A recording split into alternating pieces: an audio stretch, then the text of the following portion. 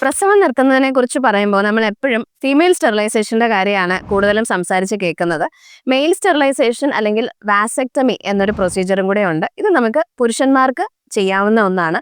Compared to female sterilisation ഇത് കുറച്ചും കൂടെ ചീപ്പറാണ്, കോംപ്ലിക്കേഷൻസ് കുറവാണ്, അതുപോലെ പ്രൊസീജിയറും എളുപ്പമാണ്. അപ്പോൾ ഇതിൽ നമ്മൾ ചെയ്യുന്നത് എന്താണെന്ന് വെച്ചാൽ ടെസ്റ്റിസിലേക്ക് ഈ സ്പേംസ് വരുന്ന ഒരു ട്യൂബ് നമ്മൾ ജസ്റ്റ് കട്ട് ചെയ്ത് മാറ്റുകയാണ് ചെയ്യുന്നത്. അപ്പോൾ എല്ലാവരുടെയും ഒരു പേടി ഇത് ചെയ്തു കഴിഞ്ഞാൽ ഇറക്ഷനെ ബാധിക്കുമോ അല്ലെങ്കിൽ ഇജാക്കുലേഷനെ ബാധിക്കുമോ എന്നുള്ളതാണ്.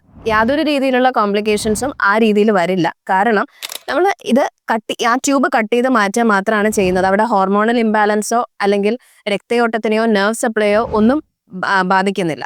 പിന്നെ ഇജാക്കുലേറ്റിനെ സംബന്ധിച്ചിടത്തോളം ഈ സ്പേംസിന്റെ ഒരു വോളിയം എന്ന് പറയുന്നത് 2 to 5% ആണ് ഇജാക്കുലേറ്റിന് കോൺട്രിബ്യൂട്ട് ചെയ്യുന്നത്. ബാക്കി സെക്രീഷൻസ് ഒക്കെ വേറെ പല ഭാഗത്തു നിന്നാണ് വരുന്നത്.